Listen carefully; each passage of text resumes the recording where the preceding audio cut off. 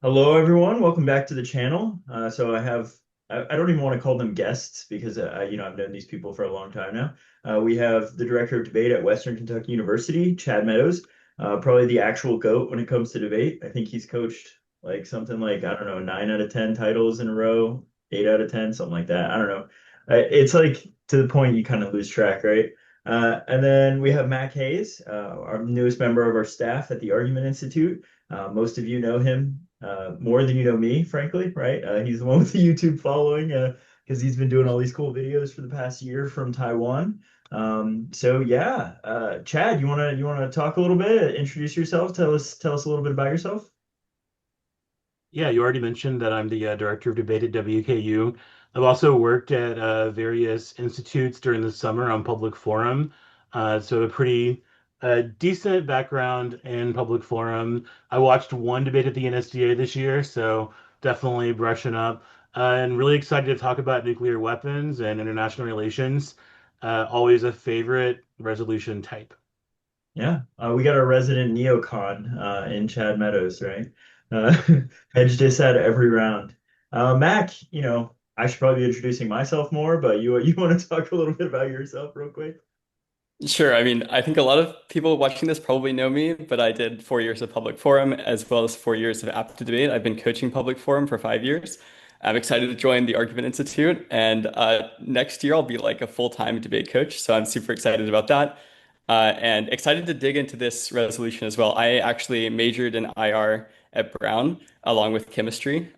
So I'm excited to put some of that learning actually to the test in this resolution. So you wanted to be a terrorist, right? Like, what else are you Sounds gonna do scary. with chemistry and IR?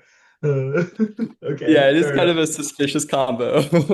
Uh, all right, so tell us what's the topic and what are we gonna talk about today? Yeah, well, technically we don't know. Technically, there are two options Yeah, that are on the table technically. for Yeah, yeah, yeah. September, but it is exceedingly likely, probably 99% or more, that we're going to see the option about French nuclear sharing picked over the one about like on Brexit. The reason for that is because the summer camps have a lot of sway, and most of them seem to be leaning toward picking this topic. If they do pick this topic, all of the kids who go to those camps will prep the topic, and that they will have incentives to vote for the topic, etc. This is sort of how it goes every year. So the topic that we think is most likely is resolved the European Union should establish a nuclear sharing agreement with France to create an independent deterrent capability. So first, I think we should dig into kind of like the terms of the resolution, a little bit of the T stuff, like what are the definitions of these terms? I think there are a few that jump out. Obviously, we know what the European Union is. Obviously, we know what France is. But I think it's a little bit more ambiguous what is considered a nuclear sharing agreement and what is considered like to create an independent deterrent capability. So I was wondering if either of you could share your thoughts on definitions for those terms. Yeah, I can start Yeah. with a nuclear sharing agreement.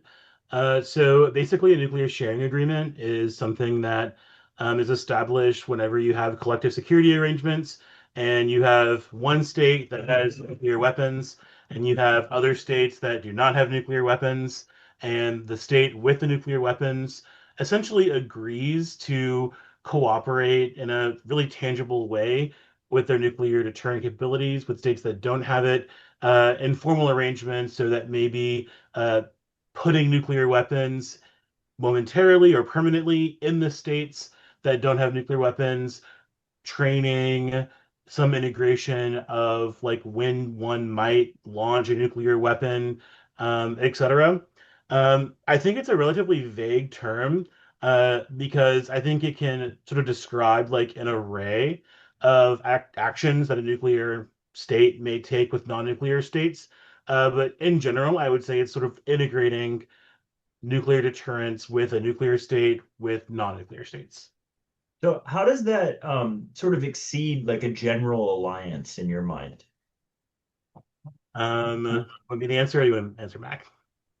No, no, I yeah, I could, want you to either, yeah. yeah, Okay, we could do both. Yeah, you can go first. I guess like I think that an alliance is essentially when you're saying if you are attacked, usually like extended deterrence, is if you are attacked, in particular, if you're attacked with nuclear weapons, or maybe even if you're attacked with some sort of you know, kinetic cyber weapon. There are some gray areas with regard to the situations in which, particularly the United States, which doesn't have not a no first use policy, would use nuclear weapons.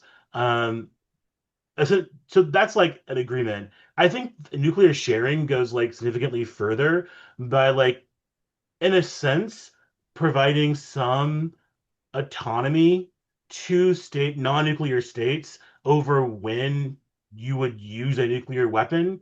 So it's not like just, oh, as the nuclear state, we'll make the decision. I think that it's devolving some of the decision-making authority to the non-nuclear states. But I definitely think it's like kind of murky because every state that has nuclear sharing agreements tells their domestic population, no, we definitely retain Yeah. final say over when we launch a nuclear weapon, which does end up sounding a lot just like an extended deterrence agreement that Right? alliances have all the time. That's what I was thinking, because yeah, everything I've read seems to say that every country that has a nuclear sharing agreement like maintains veto power over launches, right? So yeah, I don't see how it's any different, especially if like you could have that agreement without basing. Like, I don't know. I don't know. What were you thinking, Mac? I think that there are sort of four ways that this could be interpreted. Yeah, a classic Mac That's fashion. the most Mac thing I've ever heard. Yeah. So the first three are relatively straightforward. The first one is like a nuclear sharing agreement between the EU and France. Could look like this is the most extreme version, but I've read a little bit about it. It could look like the entirety of EU is sort of developing like a collective capability and the authority over when or how the nuclear arsenal is used and launched. This is not going to happen. This is like the That Eurobomb like stuff. explicitly violates the NPT. No Yeah, question. Super close. Yeah. a million reasons it's not going to Yeah. happen. Definitely violates the NPT. There's no way the EU will do it. The EU usually relies on unanimous decision making, and there's powers like Austria and Ireland who definitely not want that to happen. But also, it's a non-starter for Macron and like anyone in France for a lot of reasons. The second option is also probably not likely in France. It's sort of like a partial or even total delegation of nuclear authority of the French arsenal to other countries and basing them there. So this would look like, for example, maybe like 10 of the warheads are moved over to Germany, and then France tells Germany that they are allowed to like launch them whenever they want, or under certain conditions. This is not going to happen either. The two big reasons domestically in France why this is just not going to happen at all is first, like you can take a bit of a constructivist view. To understand this, we need to look at French history a little bit. The reason that the nuclear deterrent was first conceived is kind of like this ultimate signal of sovereignty, that just as much as it is like a security guarantee for France as like a way to deter other countries, potential aggressors like Russia, it's also a symbol of their national sovereignty and independence. And that's what it has always been since like de Gaulle. So this is Which is why something that it's so is, different from the yeah. UK's. Yeah, exactly. This is front and center in French politics. Very different from the UK, who, as far as I'm aware, relies a lot on like the US for parts and maintenance of its nuclear arsenal. French nuclear arsenal is completely homegrown. It's completely sovereign, and there's lots of political rhetoric surrounding this, so it becomes very contentious in French politics. So one, Really like, quick, just for the yeah. audience, can you give that quick background on when that nuclear like kind of relationship started? Yeah, so the original French arsenal was built in like the 60s. This happened after like the Suez Crisis, for example. France under de Gaulle decided that basically it couldn't have a long-term reliance on a lot of its allies that proved kind of fickle friends. And so it decided, we're gonna develop our own nuclear arsenal that's completely ours, completely independent, completely autonomous. And that became a huge part of French culture as well, almost at like an ontological level. Like to be France is to have sole authority and independent control over your nuclear weapons. Um, and there's like a whole nuclear doctrine built on that, but I think it's important to emphasize how embedded in the culture that is as well. Okay. So So that that's was a the bit of second background. option. What are the other two options? The other two options, The so the realistic most likely options. options, this is kind of an order of like descending order of no ascending order of likelihood. So the third option is more likely than any of the other two, which is like a NATO style arrangement. So this is like if France put nuclear warheads on the territory of other countries, but still retain sole authority, veto power, everything over launch. So they move all of their own, they would have to like build new places for literally like the members of their Air Force who man those nuclear weapons to live. This is what like the US does through NATO. This is what Russia does with Belarus, presumably, if that's actually happening. A little bit unclear. And this is how basically every nuclear sharing arrangement has worked so far, as Wait, we were so talking. does France have ICBMs or like mid-range That's missiles, a good or question. So I thought it was there's all two like air types. power and subs. Yeah, Yeah. yeah. So there's two types of nuclear weapons. There's tactical nuclear weapons, which are like the short range, lower yield nukes. These are useful for flexible response because it's like if you do a little baby nuke, then I'll do a little baby nuke back at you, and then we can maybe chill out afterwards. And then there are strategic nuclear weapons, which are like the big ICBMs that launch like 10,000 miles or something. Those are the ones that France has. So France only has the strategic ones. They have zero tactical nuclear weapons. This is an important difference between France and the US and Russia, for example. All of the bombs that the US currently has in its nuclear sharing arrangements in Europe are all tactical nuclear weapons, which provide that greater degree of flexibility, but also lower rungs in the sort of escalation ladder as well. So maybe a greater potential for use than the strategic weapons that France has. This is Also, important because it importantly, means oh, sorry, go ahead. what's All up? right. Oh, I No, was no, going to say good. importantly for like the US's deployment of tactical nuclear weapons is that the US, unlike every other nuclear state, I believe, doesn't have a no first use clause.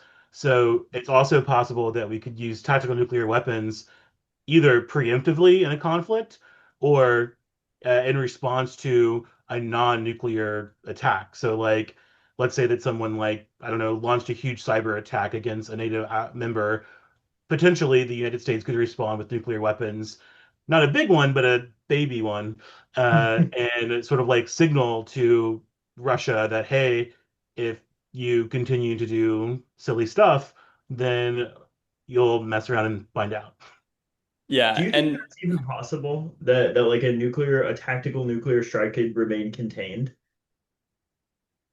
Yes, I do. You think it's possible? Okay. I I think personally don't. not with I can't France's nuclear weapons, but with imagine. the Yeah, yeah, United yeah. States's. I don't know, man. I think that if Russia shut down Germany, right, Oh, and then the against US, Russia? No, not against yeah, Russia. oh, okay, okay, so yeah, sure, like yeah, I mean, great, yeah, we strike Austria, sure, yeah, that's probably not going to spiral, yeah, I don't know, but Fallout country next door, they have nukes.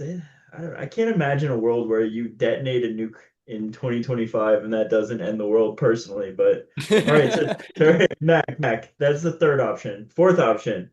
yeah, fourth option is that none of these things happen, and we really stretch the definition of a nuclear sharing arrangement to be like the minimum possible that counts, which is ironically the most likely option that kind of makes the topic less fun to debate.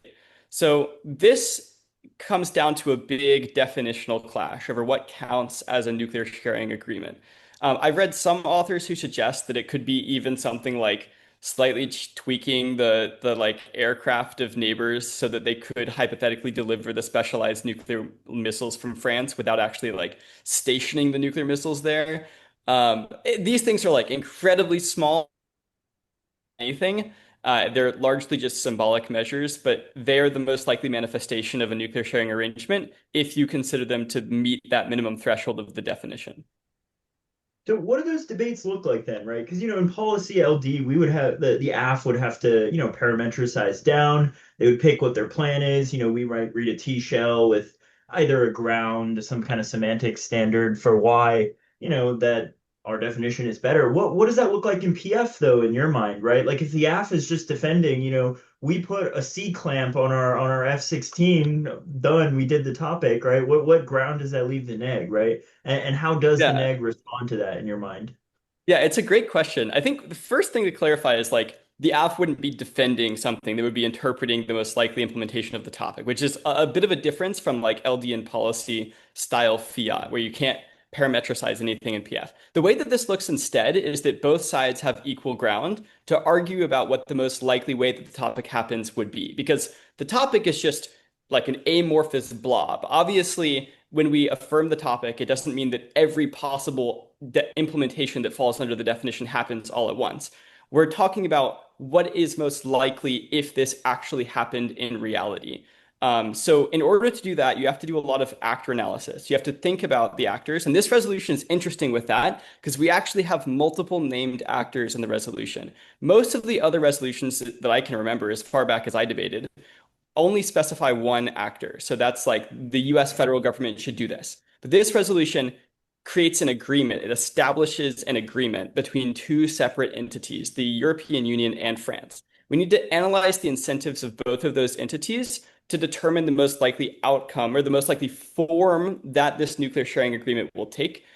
This is confined by what it means to have a nuclear sharing agreement. That we know will happen. That's what is fiated.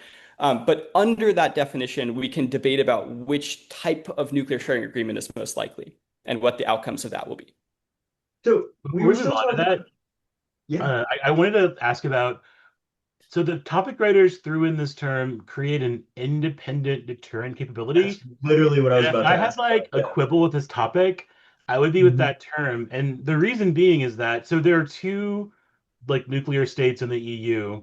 Ostensibly, the I think one, EU, sorry, because what? the UK is out. I think it's one because the Oh UK is yeah, the UK is no longer in the EU. I still count them. They're still in. They're there. They'll be there. Okay, so there's technically one, but like most advocates that talk about Europe creating a independent deterrent capability include the UK. Like I have not seen that many articles that like at least don't pontificate that the UK would be somewhat involved in lending their nuclear deterrent to the old because like I think France has 250-ish like yeah, like nuclear 190. weapons. Russia has like 6,000. Yeah, right. So like combined, the UK and France are like, I mean, 500 to 1,000-ish. That's still 250 to 6,000 is not a lot. Yeah. And this is France actually is really very interesting. focused. Yeah, yeah, go, go, go. I was going to say, like, part of this is a difference in doctrine, right? So, like, you technically don't need that many nuclear warheads to achieve deterrence, depending on what kind of deterrence you're seeking to achieve. Yeah, So, by the punishment. difference, yeah, right, exactly. So, France is exactly engaging in deterrence by punishment. So, they're amassing an arsenal that is very much focused on a counter value strike as opposed to counter force strikes. Counter value is like, we're going to strike Moscow. We're kill all of your civilians and everything that you value. Counter force is like, we're going to strike all of your nuclear silos. We're going to make sure that you are rendered defenseless and can't hurt us. And you That's need what a much CNWs are for. bigger, yeah, you need a much bigger arsenal if you want to do anything counter force to like eliminate a second strike capability. So France has just enough nuclear weapons to create a survivable, credible second strike capability so that if Russia, for example, tried to go all out nuke them, it would be basically impossible for Russia to eliminate all of their nuclear weapons in a counter force strike without some of them getting through and hitting like St. No, Petersburg, no. hitting I Moscow. read an article about this when we did this in LD. There is a way that you could drop charges all around the ocean at just enough of a like sort of separation that like seismic shocks would crush any subs, right? And so we could, as long as we were able to spot the bombers, they'd be. I said we when talking about Russia. Okay, I'm canceled. Yeah, suspicious. But so we Um, were talking about independent though, right? This is something a student asked me about, and I think it's actually a very good question. So when I first read the word independent in the resolution, I'm from America. I thought they were like implying not relying on the United States anymore, yeah. right? That was the phrase I got. At least what I took it was from is just like, Europe can't rely on Trump anymore. Man, they need their own independent nuclear deterrent from the US, right? But I was talking to the student and he viewed it as independent of France's control, right? Which is just Yeah. like there is this third party, like nuclear, sort of like force that is under the control of the EU. Do you think that there is like it's sort of an answer to that question in the literature base? For sure. So I've seen both definitions written. I think the first definition is just undeniably what the framers intended and is undeniably Okay, what the let's literature go. actually is Smarter than talking a about. child. Let's go. So the reason why is because like when we're talking about a European deterrent, independent clearly means independent of the US. And that's how all of the authors who are talking about an independent European deterrent actually phrase it. There are also authors who talk about an independent nuclear deterrent in a vacuum, in which they're mostly meaning independent in terms of national status, right? So like France's nuclear deterrent is independent because it only depends on France. But that's not what would happen if you do a nuclear sharing agreement. There's no such thing as a nuclear sharing agreement where like you just transfer entire jurisdiction over the Yeah. nuclear weapons to other countries. There's zero precedent, zero, like it would just never happen. It's the least likely implementation. If we treat both of these definitions as germane, then like obviously there's one that's more likely. It'd be easier just to like probably create your own nuclear weapons at that point. Right. Yeah. Interesting. Um, Okay. the other Yeah, thing I'm I with noticed Mac. about this, I don't think that they're like. I think if the topic creators wanted to debate the EU developing like the European states developing native nuclear weapons programs, they would have written a very different topic. Yeah, This I one, I tend to think, clearly is about like France creating NATO-style nuclear sharing agreements with countries that don't rely on extended deterrence from the US. I mean, especially in the context of, the presidency we have now, the instability of American alliances, right? Yeah, I think it's just like very clearly what they were going for. That's a tea debate I would be very comfortable in that we will never yeah. have. The other thing that's interesting about this clause in the resolution is that like it is it is like two, right? It's like to establish this or to what is it? It is To quote create an create. Yeah. independent. Yeah. Do you Uh think that that changes weighing debates, right? Do you think that that means that there is like a fundamental, like, do you think that that means deterrence is like a primary impact that might outweigh other concerns? I don't think so. This is an interesting question. Like I think linguistically, what this means is this is a modifier on implementation rather than a modifier on impacting, right? So Like it's not in a other goal. resolutions, right? It's not like an impact filter. It's not the goal of the resolution. It's like it is the stated goal of the policy rather than the goal of the debate about the policy. If that makes sense. No, I Maybe need they a were just chart. specifying I so don't know. like maybe it was just like specifying so that people didn't talk about like nuclear energy. Okay, I could see that. Yeah, that makes sense. Yeah. Yeah, I think I definitely read this as a specification of like what kind of nuclear arrangement we're actually talking about rather than like what impacts count in the debate. Okay. Like there are, for example, if we were talking about any other policy, like the US should establish Medicare for all in order to promote healthcare. We could still make No, no, no, arguments about promote how healthcare, promote health, promote health. promote health. Yeah, yeah, sure. To Yeah. promote health or to create like a free and fair system of health or something. It seems to align more with the way that this resolution is worded. I think we would still be intuitively able to make like the econ DA in that topic, even without linking it back to health. This is like the way that this would Why happen though? in Congress, You for just, yeah, but what's the warrant for that? Why? You just said that. example. Uh, Well, just that's a because good like you have question. a I stated think goal of the policy doesn't mean that you're like abdicated from the responsibility of the policy being good. Why? You are just saying it. I also Why? Because there's just like no reason why the we can opposite's we can also true. like Yeah, fair enough. we can look at past topics that do have impact filters, and they're clearly worded different as well, right? Like the democracy social media topic, for instance, or charter schools are good for education. Like those things also have the impact filter that you're describing and have very different clauses that they use to establish that impact filter. So I think that's also like evidence for framers' intent. Okay, fair, It's also cool. I don't just too know. goofy to like happen. You know what I mean? Yeah, I mean, I Like agree. I, rule of hey, I cool. Like have. if it's just like so unreasonably silly to like stake your like speech on it doesn't matter if like our policy causes a million bad things if it creates an independent deterrent capability, then like I don't know, like it's not an actionable way to like interpret the topic. See, this is why I like policy people. They're adults in the room who are just like, come on, man. Like, just move on. Next. We need Yeah, that in I like debates. Come on, Judge Filter. Yeah. So I think that in Underrated LD, strategy.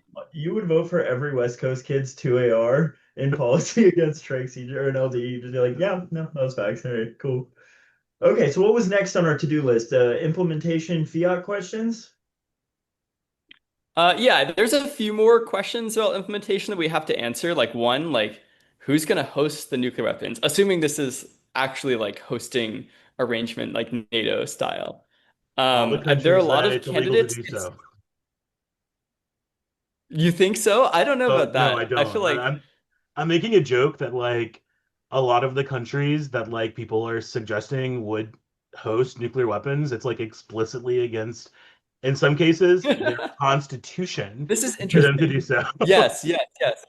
So I actually have a little bit of history knowledge on this. It turns out that when the US started sharing nuclear weapons with Germany during NATO, Germany actually had a clause in its constitution that explicitly forbade its soldiers from engaging in any use of nuclear weapons, that made it basically impossible for them to act on the nuclear sharing arrangement. So they amended their constitution to take that out in order to facilitate the nuclear sharing arrangement. So that might actually be something that happens, even if it is like Yeah. currently excluding the Constitution. Maybe this changes their Constitution, and that could have secondary effects down the line.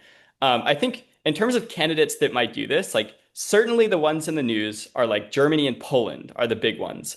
In addition to others that have expressed support for a French nuclear deterrent, like Lithuania and Latvia and Denmark, I think.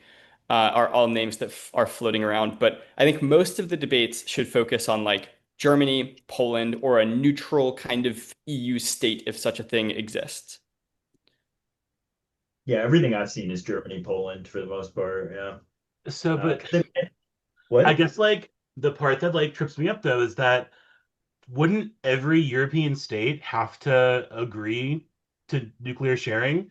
And like some of them aren't just a part of the NPT, they're like a part of like the like really lefty TPNW one. That's basically like nuclear weapons are like evil and like horrible and like no, I don't know. I'm not saying topic unworkable, but I'm saying like there's definitely some like kinks in this like nuclear Can you sharing. expand on that a little bit more on what that like alternative to Yeah. the MPT looks like? So, I mean, I'm not an expert on the EU, but like I'm pretty confident that like there's some sort of like consensus component to like decisions that they make. So like different so like not just the states that would share the weapons, but like all the states would have to like agree to become like a part of some kind of nuclear sharing agreement with France. And some of the states like Ireland is a part of the TPNW, the Treaty on like the non-proliferation of nuclear weapons, which like essentially it says its like stated goal is to like eliminate nuclear weapons. So like I don't know that they could technically agree to nuclear sharing. So I wonder if there's like some middle ground that like some international legal scholar has like conceived of that like figures out how to get around states who's like who are part of non-proliferation treaties that like say nuclear sharing is illegal, and then also like the EU consensus. I don't know. I'm sure there are some like incredibly brilliant legal scholars who figure that out. It's an interesting question. I've actually Yeah, I reached mean, out to four of them today, like three like oh, actual French scholars, to try and like get interviews to parse through the that kind of stuff, right? I was reading a post from someone, and they'd gone to this like non-proliferation conference this summer, and they were talking to me about it, and they were just like, it is just so different from what we debate about in debate. The actual like nit and gritty implementation, and then like you say, the constitutions and that kind of thing is really what people are actually concerned about, not all the Kay and Phil stuff we're going to talk about at the end, you know. They do really care about that stuff. So do you think fiat overrides that kind of thing? Do you think that is like a reasonable interpretation of fiat? One quirk though, one quirk. Yeah. Keep in mind that the actor of the topic is the EU, right? So Yeah. like it'd be a lot easier if it was France should establish a nuclear exchange agreement with the European Union. That'd be super easy because then Macron could just be like, hey, European Union, we are going to like explicitly say that our deterrence by punishment strategy applies to all EU states, and we're not going to wait for the US to like give us the like go ahead. We're just going to like deploy our nuclear weapons. But like the actor is the EU, so the EU has to like make the decision. And essentially This force France to give up their weapons?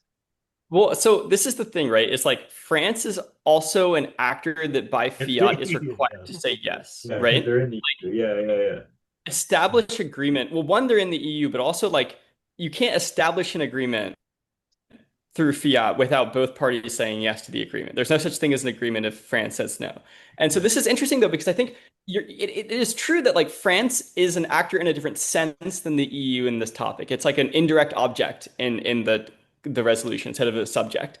Um, and so although it is required to say yes for the topic to happen through fiat, it does seem like it has a different status. Like maybe the EU would be required to craft the agreement in such a way as to get France to say yes, rather than the other way around.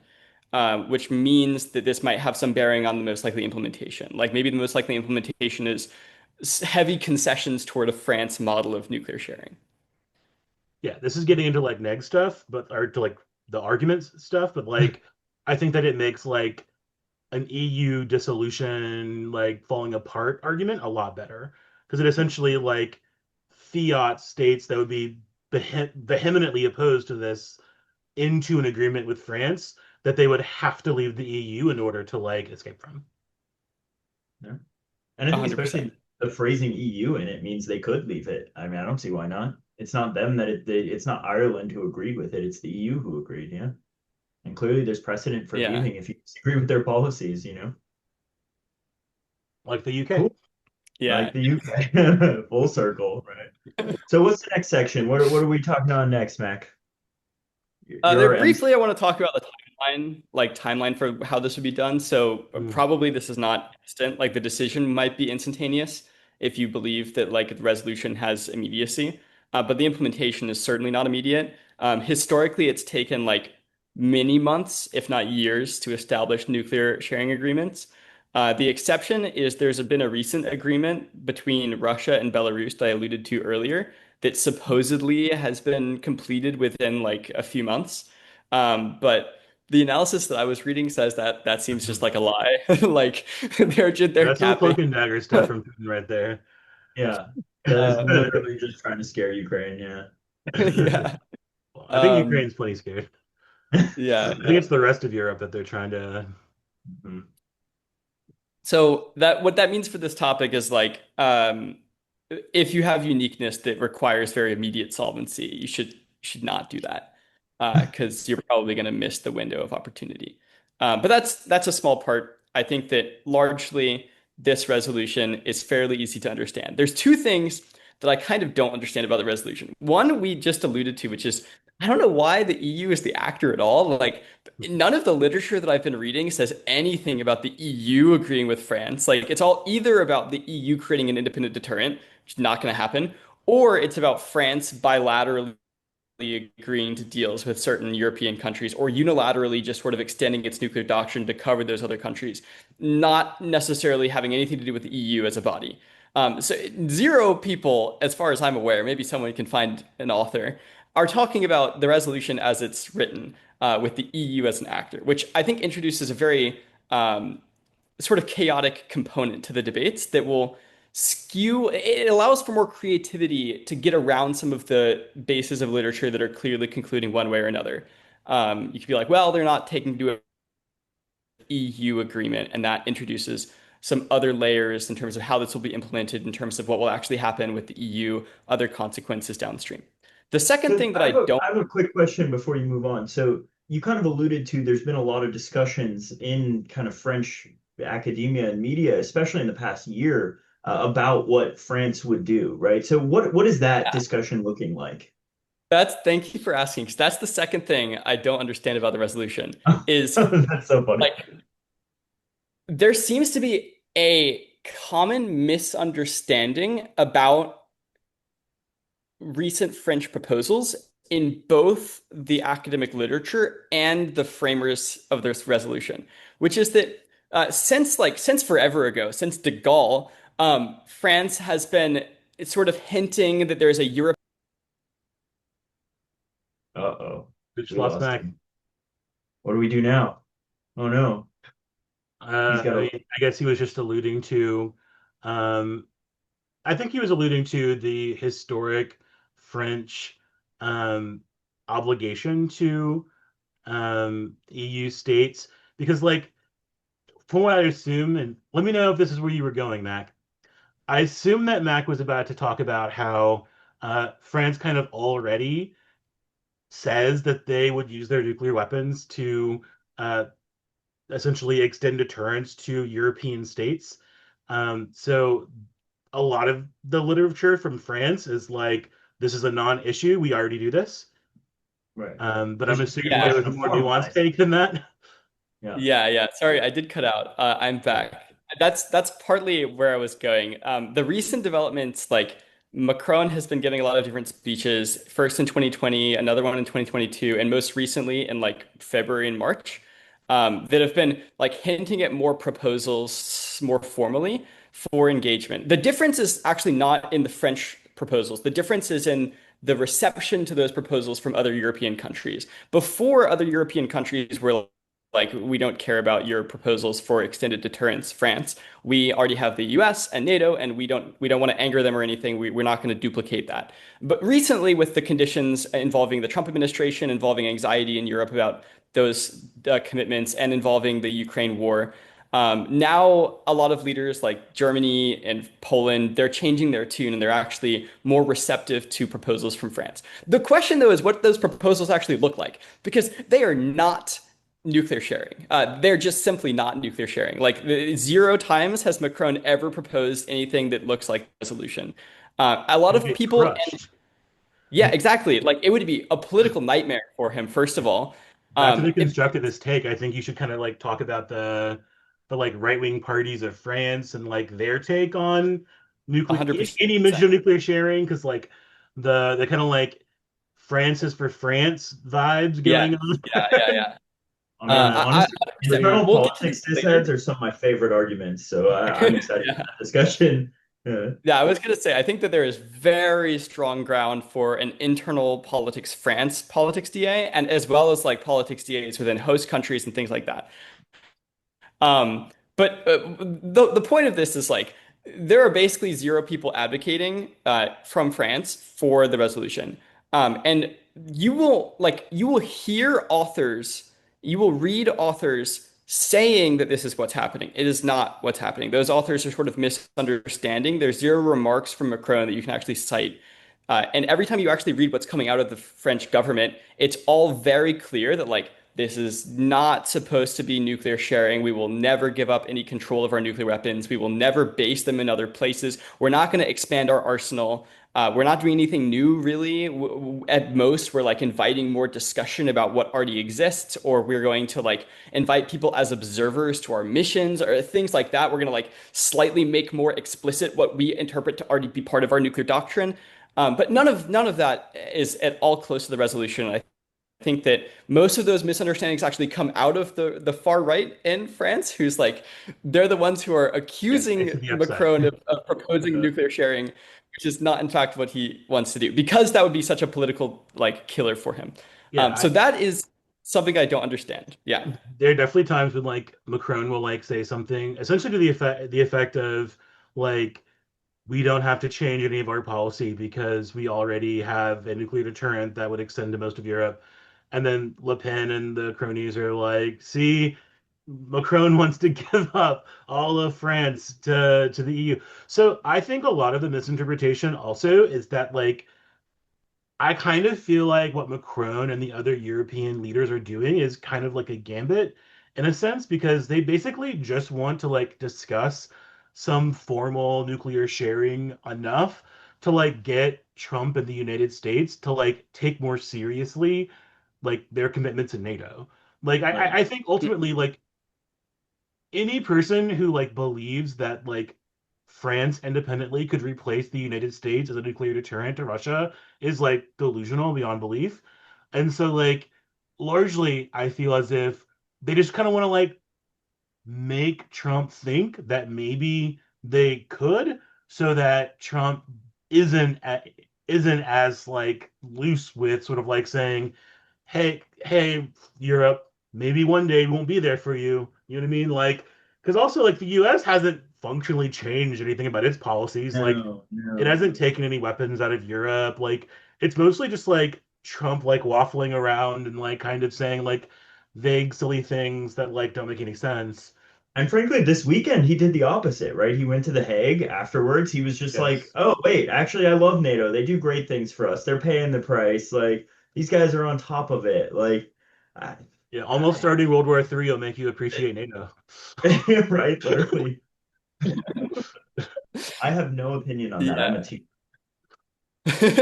This actually brings out a really interesting point in this whole resolution and kind of all of IR resolutions, which is that all of this stuff will be debated as if it is materially significant, but instead it is actually just symbolically significant. Like everything that is coming out of these discussions and being publicized is strategically tailored to signal to other actors in the international arena different beliefs, different intentions, different interests, to aid in deterrence, to aid in their diplomatic positions effectively. I was to say though, frankly, So that is all discussion of nuclear policy, though, right? Like we are yeah, not regularly engaged in tactical nuclear exchanges, right? Like obviously, right. like bombs were dropped in when one country had them and nobody else did. But I mean, everything in terms of nuclear policy making is just straight up signaling. I mean, yeah, Yeah, I don't know, exactly. and that's why when you said the internal politics stuff, I was like, frankly, great idea, right? Like Germany falls to the alt-right, such a good disad, right? Or for like, France falls to the alt-right, that spirals around, kills the US. Like, that's real Yeah. stuff, man. I can't imagine an actual change in like the deterrent value because 290 nukes are now like pseudo available to, I don't know, Italy. Is Italy in the EU? Like Italy, like what? I don't see how that would change anything, right? Yeah, 100%. So I actually want to dissect that real quick. So I'm going to go on a small rant about how people could argue the material changes, why I think each one is not significant, and then what the signaling changes actually are. So there's three possible material changes this could create a stronger deterrent with. One is that maybe there's greater survivability of the nuclear arsenal. Like if it's in all these Why different though? countries, it's But harder why? for Russia Aren't to all of like. their nukes in the air uh, or under in the water at all times? Like but that's Okay, my so that's point. the the thing, I right? I would say like the theory is like the same theory behind ICBMs, right? Like there's a difference between like as you referenced earlier, like doing some like electricity stuff in the ocean and like nuking Nebraska, right? So Yeah. like forcing Russia to like have to nuke like five different NATO countries before he can like take out second strike Yeah, maybe has exactly. some tangible like effect on like that, though not really. Yeah, it does. So like theoretically, it slightly increases mutually assured destruction. In reality, I think you're completely right. Like France already has, for example, one submarine deployed at all times that is armed with nuclear warheads for this exact reason. They have a nuclear dyad instead of like a nuclear triad, which means they have both a sea and an air component. And if there were going to be a conflict, they probably would be on red alert, like the Cold War, which means they would probably be like constantly deploying different fighter bombers into the air, so that there's always like a nuclear armed jet flying around in case like France just gets wiped off of the map. So in terms of second strike survivability, I think that they're good, right? Like this will not meaningfully change that at all. The second possible material difference is that this might lower response times. I've seen this in literature. I think this is just incorrect. Like the fact of the matter is that ICBMs, like strategic nuclear weapons, they don't take that long to get from Yeah, France to like what are we Moscow. talking? 35 seconds? Like 45 Yeah, like seconds maybe? I think it's like a ridiculous claim to be like, well, if they're in Poland, then they're closer to Russia, so they're like more capable of responding quickly. Probably just also non-unique. Again, if the jets are already buzzing around wherever they want, like this is just not an argument. Yeah, the sub could be right The off the third one coast of is northern Russia.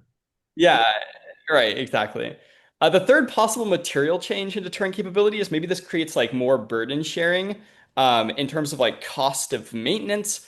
That's just also not going to happen in the implementation though, because there's zero like world in which Macron says that other European countries can pay for any part of the nuclear arsenal, because that would be giving up French sovereignty over the nuclear arsenal and it would be inviting even more backlash than the resolution is already going to cause. So that's not going to happen either. And even I don't know what he was going to say, but even if they did, what is it, 290 nuclear weapons? We're talking such minimal amounts of money. I can't imagine that would have any effect on deterrence generally. Like even if it did, like it's such a small Maybe amount that of would money. matter if like any European country was proposing to expand their nuclear Yeah, arsenal, but certainly France is not. No other European country is proposing to expand the nuclear arsenal. So yeah, I really don't see how burden sharing matters. The no, only like tangible thing I could see is essentially that it strengthens the like NATO commitment yeah, to an extent, but right. like I don't think that that really matters. Something I saw in the literature, one material change, at least in terms of deterrence, I saw was that it increases uncertainty on the part of Russia because they have to deal with more than one actor, right? And so inevitably, if you're trying to calculate the intentions of more than one person, you Yeah, know that's the you kind of ICBM argument too. I think it's like you're no longer like so basically like the theory would go that Russia would consider themselves as sort of like having sort of like an ability to take out France's second strike ability. Probably not true because like they're really intentional about like using submarines and like cloak and dagger stuff to make sure that they're you can never take everything out. But like I guess the idea might be that like you would now have to like sort of like strike nuclear weapons that are housed in a bunch of different countries that like have different politics, different sort of like intentions, different escalation ladders, different relations to the US. So there's like a little bit more uncertainty associated with like involving a bunch of different countries into potentially like it more so guarantees second strike, you know? yeah.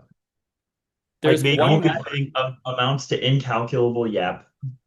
so I mean, I guess like the thing is though, like, okay, so if you're like Europe, the like biggest fear you have in the world is that like Russia gets randy with like one of the like European countries in NATO. The US says la la la la la, and then NATO like One falls to way pieces. that would ever happen. I think that's pretty realistic. Like if Russia's like actions were like limited enough. I mean, I'm not saying that like I don't know. I would never want to like, insult our great leader Donald Trump.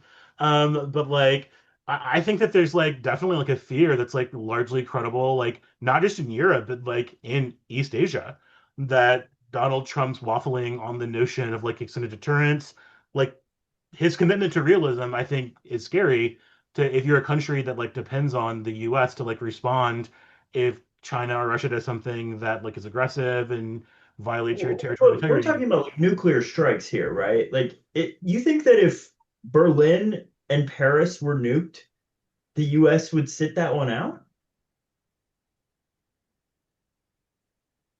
I mean, okay, lots so okay, so let's move back on that. Do you not think though that like NATO countries rely on US first use deterrence though? Yeah, I'm sure at So some in level, that yeah. case, like they're also depending or they're also thinking at least that like the United States isn't just gonna like respond to nuclear weapons, but they're also gonna tell Russia, hey, if you invade, I don't know, I forget the name of that like Finnish little island that Yeah, yeah. like Russia like wants so bad. I forget the name of it. Arima. Yeah, What? that was a year and a half ago. I don't remember. Yeah, Slavbod. I don't remember. Basically, there's like a bunch Slavbard. of Yeah, like yeah, little yeah, yeah. places that like Russia like would just love to get their little hands on, right? And All the REMs, you know? I think that NATO and also South Korea and Japan are all expecting that the US, when they respond to stuff like that, isn't just saying, hey, like, we'll send some drones. I think they're expecting the US to say, we will first strike the crap out of your country until you don't exist anymore. And I can't imagine any rational leader would ever think that the US would first strike Moscow over a random island that is in the Finland. foundation of American foreign policy since like the Wait, I Cold just don't War. believe that anybody believes that ever. but Like, this is It's the this is like only the reason point, right? Japan and South Like Korea don't have nuclear weapons. this is the whole point of deterrence theory, is this is the foundational dilemma of deterrence theory. This is like the New York for Paris dilemma, right? That yeah. no one Yeah, no one Oh, believes the that the U.S. is United in charge. States would risk New York being bombed in order to save Paris. Right, absolutely. So I guess I does France have a no first use policy? They do, don't they? Yeah, they do, but the US doesn't. Right, right, right. So I guess like I don't know how this resolution would ever fix whatever the US would provide then. I mean, I don't know how it would do anything, frankly. Like if they have a no first use Yeah, policy, there is no replacement for the US. you know, Facts. I swear I'm getting cyber attacked. Someone is out there like you are. never Anytime that you get like worked up on a point, like someone yeah. like does like a cyber attack. Anytime Yeah, it's I've changed my pro-US, it sounds like. True. So hopefully my enemies will leave me alone. But what I was gonna say is I think all of this is synthesized very nicely by like Cold War style deterrence theory. So the whole point is like it is true that it is irrational for Trump, for example, to like nuke Russia over almost any action that it takes in Europe. We're just not going to trade like San Francisco or New York or Washington, D.C. for like Tallinn or Vilnius. Not going to happen. But simultaneously, we depend on those countries believing that there's a chance that we might step in and save them that way, so that they don't, for example, lash out on their own or develop their own nuclear arsenals. So the reason that we can do this and the way that we deter Russia from these actions, and we try to get Russia to believe this, is by creating mechanisms by which we might irrationally decide to nuke Russia. This is like a game of chicken. So, for example, during the Cold War, we put all of our defenses on red alert. Part of the reason for this, it's not about creating a fast response. It's about creating accident risk. It is literally about creating the risk of accidents that we cannot control to say, hey, Russia, there is a chance that we just nuke you without intending to if you go through with this aggression. And that's going to be irrational on our part. We don't want to nuke you. I know that would be terrible for us. But there's a chance that we do if you do this, and you now know that. So consider not doing this. And that is the foundation of most of our extended deterrence. One of the ways that we do this is actually through nuclear sharing. So the primary way that nuclear sharing actually increases deterrence, because it doesn't materially change anything, France and the US can strike Moscow from anywhere at any time. The biggest reason that this actually changes things is strictly because Russia knows there's a chance that like these other countries steal the nukes from us. Yeah, that's the literature I saw was really about stealing nukes. Yeah, Yeah, that was like what I meant earlier. Yeah. it's really ironic. Like no one really thinks about this, but like the purpose of US nuclear sharing is to create a risk that it fails. To create a risk that like things, shit hits the fan and like Turkey takes the nuke from the Incirlik air base and uses it against Russia if it has an existential threat. And hopefully this doesn't happen, right? Like hopefully this is actually just a mirage, but it's a strong enough image to Russia that it will deter them from doing this, even though they know that we rationally don't want our nukes to ever be used. And So I how think that does would be a similar AI logic. interact with that? How does like artificial intelligence integrated into command and control interact with that? Well, does that happen? Um, I think that's kind of a myth. You think it's a myth? No one will ever do it? No. Yeah, no, I That don't seems think anyone's contrary to ever what gonna Matt was like just saying. eliminate like human control over nuclear weapons. But it seems like if your idea is to maximize uncertainty, accidents, that kind of thing, what better way than, a black box launch system? I think that it's about maximizing your opponent's perception of uncertainty, not about like legitimately making it to where you yeah, control your nuclear weapons. I it's a think fun the risk line. of AI is maybe in like eliminating sub stuff. Like there's a lot of like good like AI drone swarm stuff that like talks about how like those could make like the SLBMs pretty obsolete. Has anyone read about France's take on automation? I saw they took a I've read strong about stance against lethal autonomous weapons in terms of like their conventional forces. I did not do enough research on their nuclear command and control. I would imagine if they're not willing to do it on guns. They're probably not willing to do it on nukes Like, also, you I know? can't imagine France like putting like AI into McDonald's without there being riots. Yeah, that's facts. And Uh, also, this is like technically classified. So, like, technically, we don't even know how many warheads they have, right? And certainly, they wouldn't tell us about any AI decisions. But given all the rhetoric about like the sovereignty over, like, presumably this is human sovereignty over the nuclear yeah, weapons, probably also leans against AI. yeah, that checks out. I mean, they are French, right? Like, all True right, that. where are we at? Um, okay, there's one last thing in the deterrence theory conversation, which is like we've talked about all of the material changes to like threat perception. There are also just like signals and symbols that come from this. So one is that this might create a costly signal for France that it will step in times of crisis for other countries. The idea is like politically, it is more difficult for the president of France to not do anything if he has nukes, or he or she, they, whatever, have nukes in the ally that is being attacked. This is similar reasoning as to why the US has soldiers stationed in the Europe. It's not because those soldiers necessarily will do very much. It's like a tripwire force, right? It's to show that the US has skin in the game and create a high political cost to not going and helping out the ally.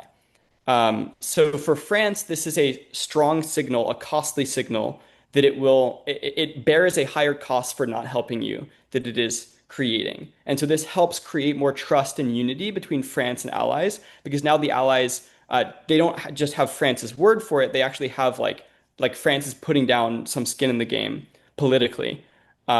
So that See, that sounds if like an argument PFers would love because I would say 90% of Final Focuses I saw last year were on a perception link. So that sounds like right up their alley, you know? Yeah, well, the good news about deterrence debates and nuclear weapons is that all of the links are Oh. perception links.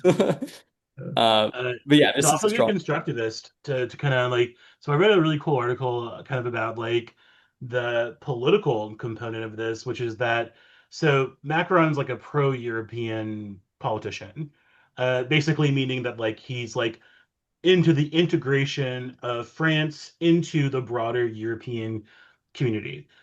So it was like an article in International Politic Quarterly, and it talked about how essentially nuclear sharing could do for um, collective security agreements, um, for like security with France that like the euro did with like economies. Essentially, you just like create so thick and like uh robust of like, an integration that like the political costs are too high to unravel whenever you inevitably lose the next election. So it's like, yeah, like basically Macron should like go all out and like do as much nuclear sharing as possible because like whenever like Le Pen in the National Rally, the NR, whenever they like take control, it's going to be like too expensive, too costly, like too disruptive for them to sort of like unravel all of those like agreements. I thought that was like an interesting take. That is. So does the EU currently have any sort of military arrangement involved in it? Or Yeah, is it really they do. So what is the extent of that now? it's actually, so it's quite interesting. In text, it's stronger than NATO's Article 5. So this is Article 42.7 of the EU Charter. It actually says that like it's the same as Article 5. So it's a collective security guarantee, right? It says if you are attacked, all of the other EU states will come to your defense. The difference between it and NATO's Article 5 is that it actually specifies how. It says by all means in their power, whereas NATO's Article 5 is just like in general. So then what does the resolution do if that is already something that France is bound by? That's low key what Macron keeps saying. Yeah. What? Like, okay. Well, I It vote nay. I'm done. it's all signals, right? Like the problem is that people don't trust this, right? This is just words that people have agreed to in principle. And so you need to create signals that you will act on this and create incentives to act on it, which is things like a nuclear sharing agreement in which both militarily and politically it would be very costly for you to not intervene on behalf of an ally who has your nukes. Your understanding of which is the most likely nuclear sharing agreement seems to be the status quo, frankly, then. If it's not physically putting nukes in Yeah, Italy, like that what is a is it? problem. No, I Like, yeah, completely agree. Like, honestly, my take on the resolution is that the framers maybe fell for some of the and weren't really considering the extent to which nuclear sharing agreements are actually politically viable right now. Because I mean, they have my to my make like personal 20 opinion is that topics at a time, right? That seems yeah, it's inevitable, true, you it's know? true. Yeah. But yeah, I think that And if you just like Google it, like it looks really good. You know what I mean? Like if you just like yeah, kind of Google yeah, it, like there's a exactly. lot of back and forth. There's like Mhm. qualified good authors debating like both sides. Like certainly I Yeah, think like this is like getting very granular. I feel like a lot of debates like won't get this deep and like No, it'll they be won't. very debatable. yes, I agree. I Well, think now that they will because sides everyone will. watches Mac. So now Oh everybody yeah, knows. yeah. Like Mac No, has no, no, no, ruined no, the no. topic. The Like I funny thing, can't publish okay, this now. maybe I shouldn't shut my mouth, but I do think that, like, for the sake of the debate, people on both sides will just shut their mouths and will just pretend mutually that, like, a very No, we're extreme just gonna have version. an escalation deterrence debate and all pretend Mac doesn't exist. Yeah. Wait, Yeah, wait, but I, Chad, really quick. This is a side note. Chad, is that not a phrase people use outside of PF? Not really, no. Interesting, because Like that's a phrase what I've do you heard mean by like PF the since. es like so I know what deterrence is. What is Yeah, the yeah. like escalation Well, one side? side What is says like the you increase theoretical basis deterrence for with, that? yeah, yeah. One is just like you increase deterrence by showing strength. The other says you increase Russia being afraid, so they preemptively strike. That's it. Like it's So literally just like you it's just a cause debate Russia about to whether or not deterrence like is possible. yeah, yeah, yeah, yeah. Okay, that makes sense. it's not just, I think there's I will say a, the context of it is usually not a nuclear debate, right? Mhm. And so I do think that like the phrase deterrence means something very particular in nuclear literature that it maybe doesn't in terms of just like, building kinetic forces on the border kind of thing. I heard it for the first time in a cyber topic, for example. Yeah. All right. Is that Okay, all you have to say about deterrence theory? You there's said one one more, right? last component. Oh, So I God. talked about material changes. We talked about costly signals that change Mhm. the incentives. And now we have to talk about the free signals, just like the symbolic effects. So Okay. France is signaling its interests and signaling its beliefs by doing something like this. So this is the same as any kind of like declaration or change in nuclear policy to the public. It doesn't actually change anything materially. It might not even change incentive structures. It reveals to adversaries and allies what you are thinking in a stronger way. And so taking this action is like actions are stronger than words, right? So taking this action will be a symbol to allies that France has greater interest in protecting them, and a symbol to Russia, for example, that it will have a greater interest in deterring Russia. Interestingly, a very interesting component of this that I've been researching, which is about Bayesian updating. So this is like Bayes' theorem in like game theory is this like theorem that you can use to derive the probability of a cause given its effect. So in this case, the effect is the resolution, right? And all of the other allies and adversaries are looking at this effect and thinking to themselves, why did this happen? Why did this nuclear sharing arrangement happen? So what is the cause? And one thing they might believe is that France and the EU have new information that they don't have access to that led them to create this nuclear sharing agreement. So there's this sort of effect where they're like, what do they know that I don't know? So there's actually a potential that the signal alone could create like a domino effect that hurts US credibility in other areas by signaling that there is this unknown information out there causing people to take steps away from US security guarantees or reliance on them. So that might trickle over to like East Asia or something. I think this is a fairly weak argument, but it's an interesting way that the signal could manifest. So Have signals you are found both literature on that? um, eh, like it is rooted in IR theory, of which there is very good literature, but no one is writing about this in the context of EU like nuclear sharing. There is good literature that like French nuclear sharing and nuclear sharing in general often carries this signal with it. Like, is it a signal that you don't trust the US's credibility as much? How that will be interpreted, I don't think any author is writing like Japan will proliferate if France like shares its nukes with Germany. We'll probably see that. contention though. I mean, people have all their For sure. Taiwan back files and we'll also see the same 12 answers. Ugh, I saw that debate way too many times last year. So are we Yeah, on there will be. actor analysis now? Uh, yeah, the only thing I Or want did to say we? about actor analysis, we've done a lot of this already in practice. Yeah. This topic is all about actor analysis.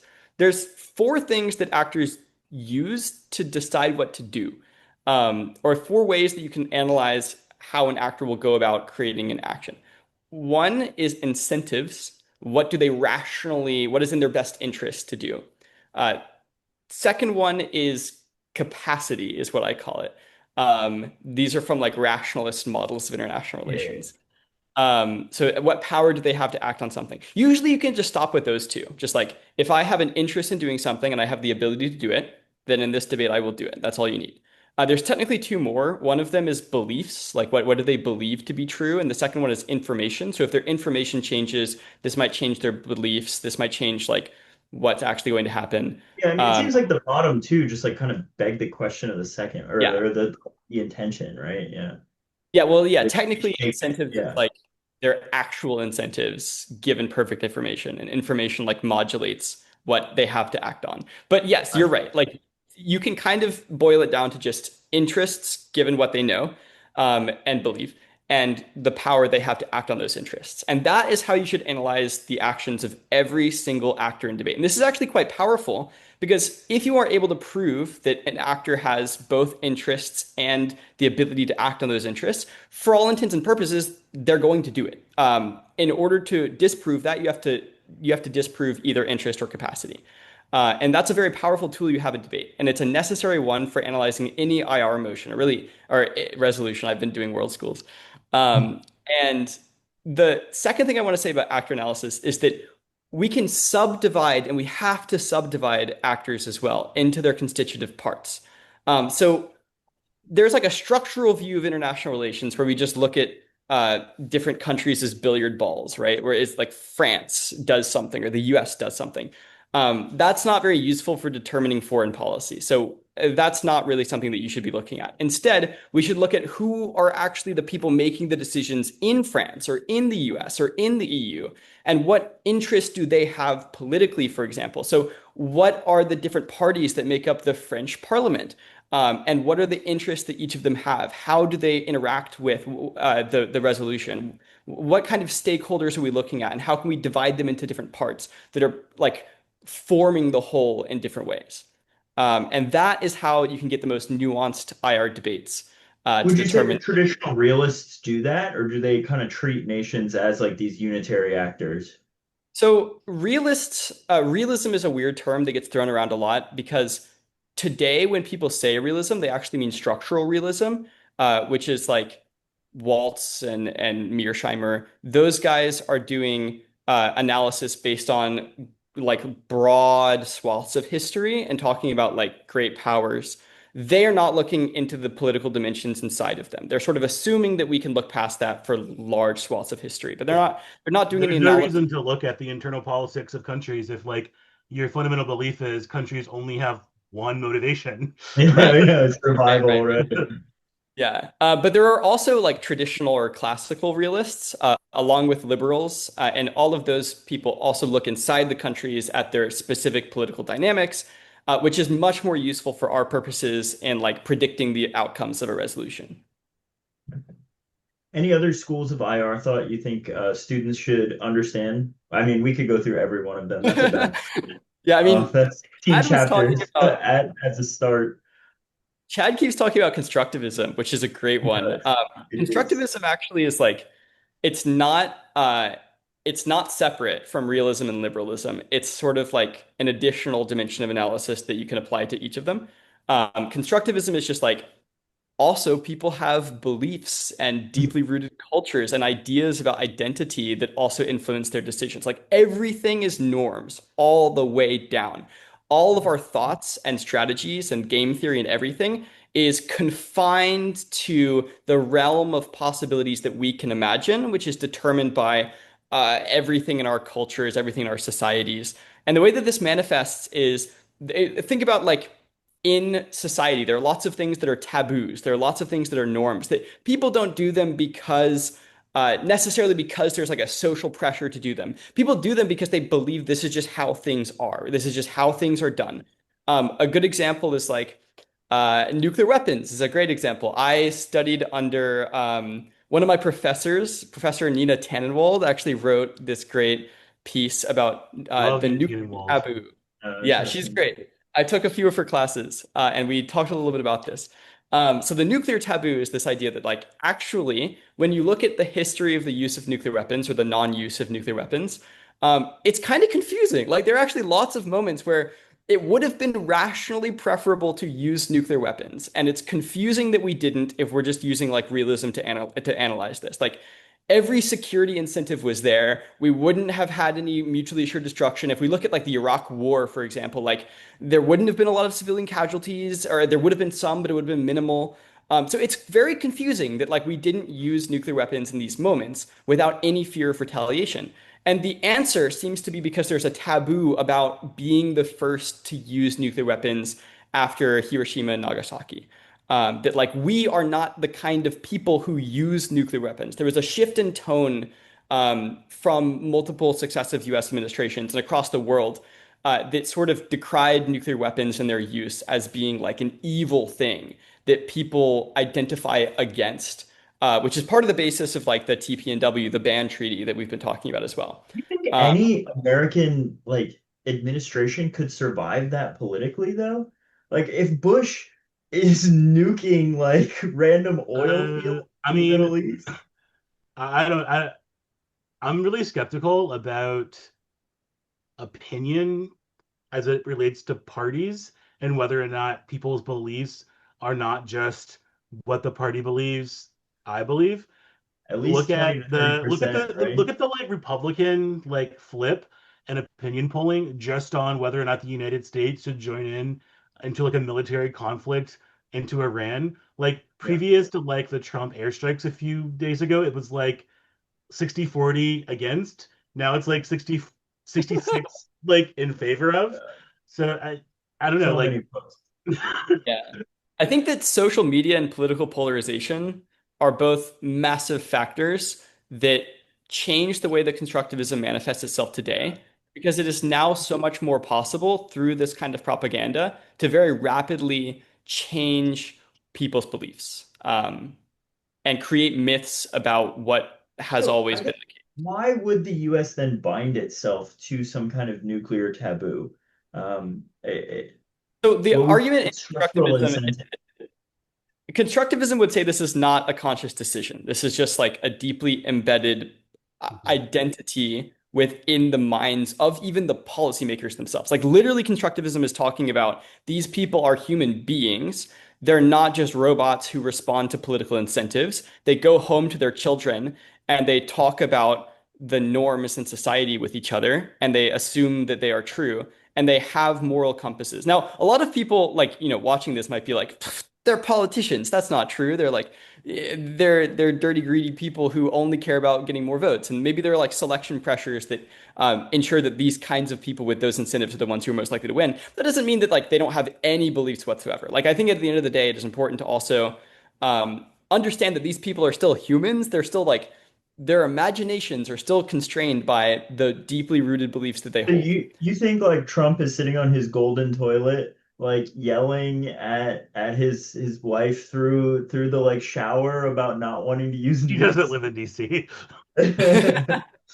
I think not necessarily about nukes, and not about a lot of things, but yes, about many things. I think that the nature of these assumptions and these norms is that they are so deeply rooted that oftentimes they're things that you don't even see to be norms because we just all assume that they're true.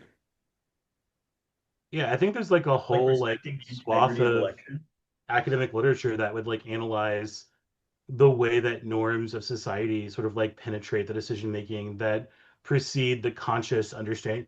How do you know what your interests are without sort of like prefiguring them within like a range of understanding of the world that like is based on how you were brought up, what you think, like who your parents were, like what your religion is. Like I think there's a lot of I think norms are just like an inescapable component of human thinking.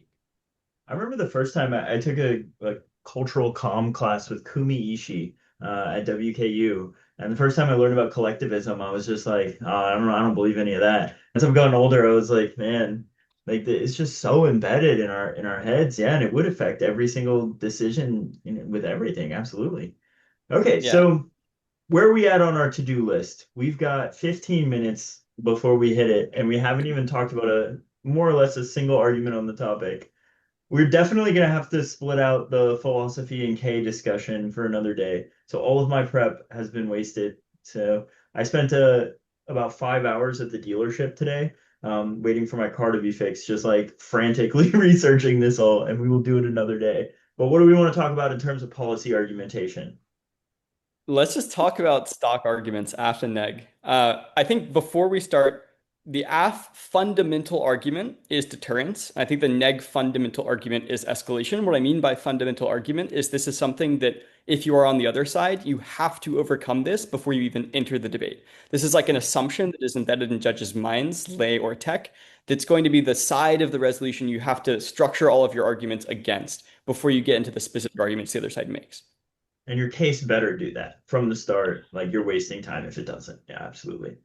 Yeah, but what do you Okay. guys think of the stock arguments? Yeah, So when you say deterrence and escalation, you just mean like Russia? yes, yeah. Okay. I think that the assumed AF position is that this will replace like unclear or in like not very credible deterrence, which is essential in preventing conflict with Russia. The core on the neg is just that this will cause Russia to punish the EU in different ways. Yeah. You see, the maybe I'm just weird. But like to me, I feel like the core AF argument, maybe not core, but like when I think of the topic, I also think of France assuring European states that they do not Yeah, need native nuclear weapons programs. Yeah, I yeah. think I prolif would say is one of the more common. I think prolif and deterrence will be 99% of AFs. Obviously, on the national circuit, you'll see some interesting stuff, but you go to any random tournament locally, it is going to be deterrence and prolif every single AF round.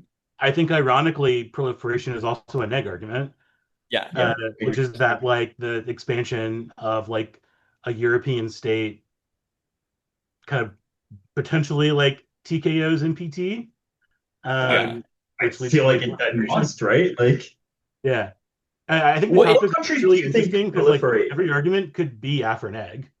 Yeah. It's Yeah. one of those topics that are like link debates. Yeah, Yeah. it's Yeah. one of those topics I tend to read less impact cards on, yeah, so that you can read 5 links on something. Like on the Arctic topic, all my kids would make fun of me for not reading impact cards, and I'm like, we spoke second. What am I to read the same card that they read? Like, no, I'm gonna read 2 extra links. Get out of my face. Like, oh, True. you're silly goose. Um, you asked what countries might Yeah, proliferate. yeah, And what countries could proliferate, both in terms of like Europe in the counterfactual, and then around the world if the NPT falls. yeah, right now, in the counter, so in the comparative world, where like in this GWO, we are trending toward Polish proliferation. Maybe, right? Like that's just the most likely. I think all of these are probably unlikely.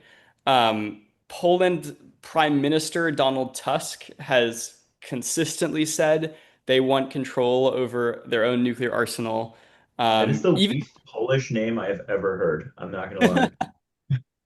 Yeah, he's I don't know, he's a strange fellow. He's also kind of beefing with the president Duda, so that there's some interesting dynamics in the Polish government. Again, like subdivide the actors, right? But Poland is probably front and center for AF prolif scenarios. The other ones, I mean, t feasibly any European country could proliferate. They all have the hypothetically they have the technological expertise and like the materials and the money to do it. It would just take a very long time and they would have enormous costs, enormous risks involved in the process. The other ones on the table that people talk about are like Germany and maybe the Baltics, but that's basically it. I haven't heard mention of any others other than just like vague, like, oh, it could be any European country. Yeah, it seems like 90% of lit is just Poland and Germany. Yeah. Okay, so what about the rest of the world? What do you think are some potential flashpoints if the NPT falls, if this nuclear taboo kind of goes away? Obviously we've already talked about Japan. Yeah. South Korea is marginally on the table. I don't, I although we think don't South have, Korea is very on the table. I would say that South Korea is my number one pick.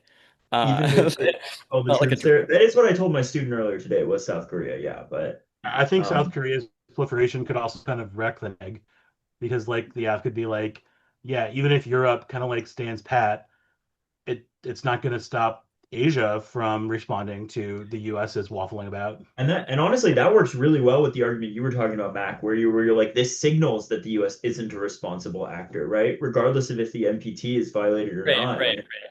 like, There's a I huge think like it's very fair to be like the actual deterrence of the United States is way more important to like controlling proliferation than a piece of paper without any teeth, right? Yeah, definitely. And I think to Chad's point, like there's a big uniqueness question around this. Whoever, like, if South Korean prolif is happening now, then it doesn't really change anything, because that domino effect will already start, or at least will already have a high chance. This is another thing I don't like about PF these days is like people assume like if there's a chance of South Korea prolif that creates a chance of a domino effect, that means like try or die. This is not how the world works. Like there's No, no such thing as 100% probability. And so it is still possible to admit, yes, there's a high chance of South Korean proliferation, and that would risk this same impact I'm talking about. So we shouldn't add to that. It doesn't that doesn't logically imply that like there's no delta, right? There's no change. Um, but there's one more dimension I really want to talk about here. So we've talked about deterrence versus escalation. Do you have something more to say on that? that's my pet peeve in debate, by the way. Like Yeah, my no, pet peeve in 100%. debate is the idea that like going from like 20% to 80% doesn't matter. Right. Yeah, it's so ridiculous. I feel like that's like a root of lots and lots of logical problems in PF. Yeah. It also is an opportunity to exploit because people will make this assumption. They will be wrong, you will be right, and you will win. The third dimension of analysis. So we've talked about the like Russia stuff. We've talked about prolif, and I want to introduce the politics layer. Specifically, I Really think it quickly all. though, are there other countries you think could proliferate? We talked about Oh South Korea, yeah, yeah, yeah. Japan. Yeah, we, Um, we didn't finish that discussion. yeah, the list is like South Korea, Japan, Saudi Arabia is kind of old news. Taiwan, maybe. Okay. Um, Turkey, probably not. Like Turkey, yeah. All of these are like unlikely, significantly for lots of different reasons. But those are probably the biggest ones. Australia. Probably not Australia. I don't think they have. I mean, I haven't read any prolif lit about Australia, maybe, but I would assume not. Yeah, you gave the same list I did. I couldn't think of any more that like actually have the technical, political, and like international incentive to Yeah. do it. All right, third layer. Third layer, Euroscepticism. Ooh, Euroscepticism is a big deal. yeah. That is a term of art. That is a huge thing that people have been talking about for the past decade or so. It is influenced by a number of factors. There's a spread of propaganda from social media and like bots You should from define Russia. it for Euroscepticism, Euroscepticism. definition is the rising political movements across Europe, mostly from far-right populist parties that say like European collective institutions are bad, they're not in our national interest, we should get out of them. They're like taking a huge toll on our economy, or we're like contributing too much to them. We should not be using them anymore. This includes the EU as an institution, and this notably includes NATO as an institution. So, any links to political arguments that suggest either in the swing of an election or just the swing of sentiments in general and voter pressure on politicians, that this would create higher levels of Euroscepticism means that this undermines the unity of these institutions like NATO and the EU, which is fabulous ground for a prerequisite on lots of other layers of the topic. And it probably works Also on think, both sides of the topic, right? yes, yeah, exactly. So I think on the AF, there's an intuitive argument that's like if France steps up to the table with the EU specifically, and they actually do something for a change that is credible, that is a mass, it doesn't actually change anything, but people don't know that. They see this as a massive security boost. And this looks like a tangible action by the EU stepping up to the plate. Maybe this decreases Euroscepticism that, to be fair to the AF, is currently rising a lot right now. So there's good uniqueness on the AF. However, I think the link on the neg is even better.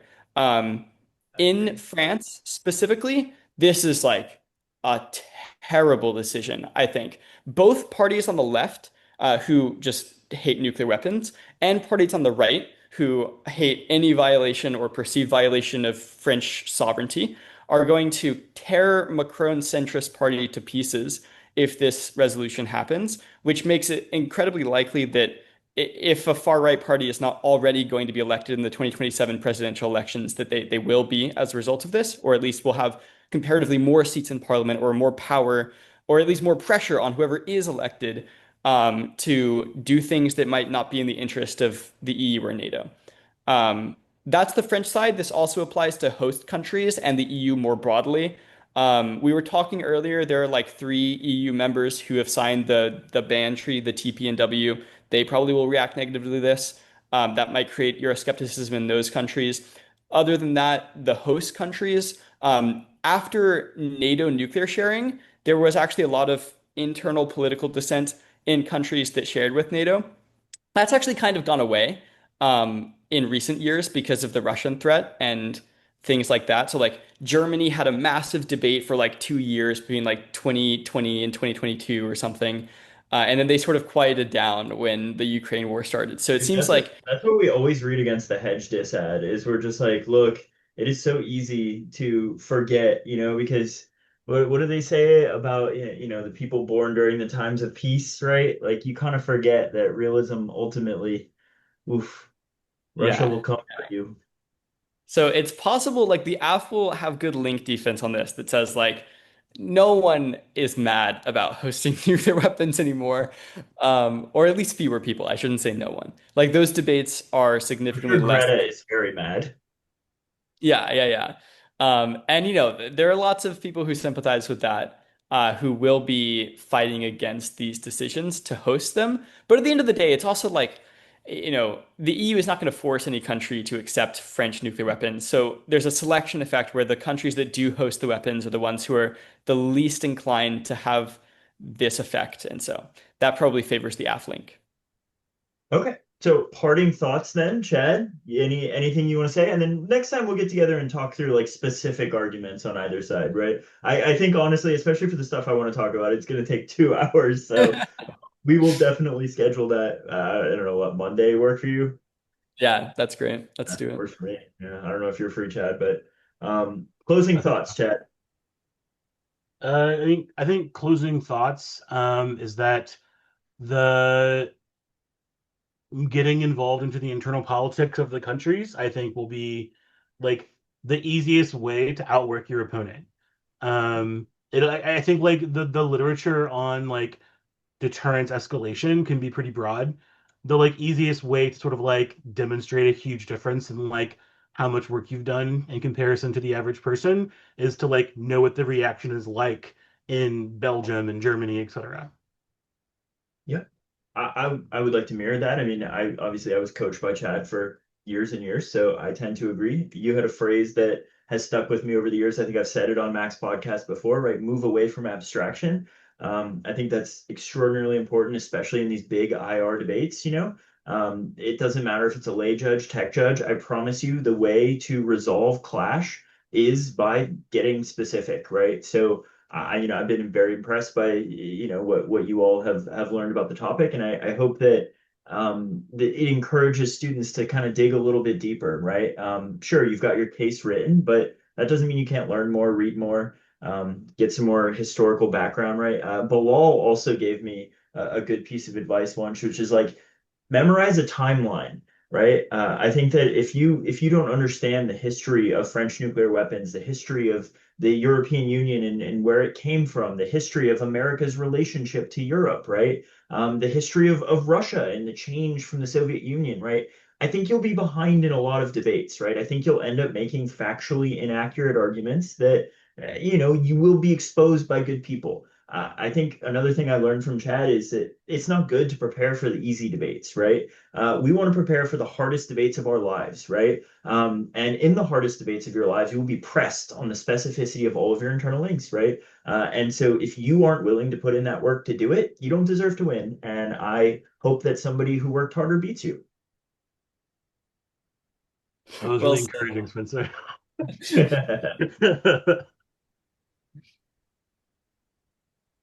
Mac, closing thoughts. It Closing has to be thoughts. positive though. I went negative, so you have to go positive. I love this topic. We should all learn more about international relations.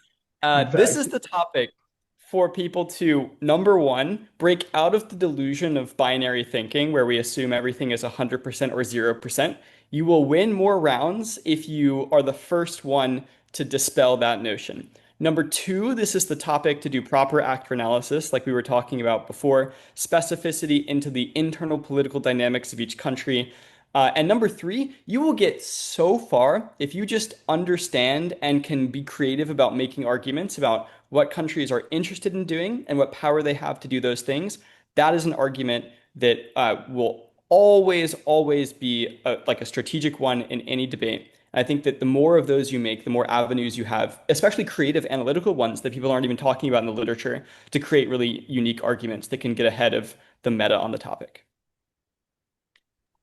awesome. So thank you all for coming tonight. I really appreciate it. I learned a lot. I hope the audience learned a lot. What I want to do is during COVID, we went through a free online international relations textbook in our PF class, right? And so we'll post that on both of the channels.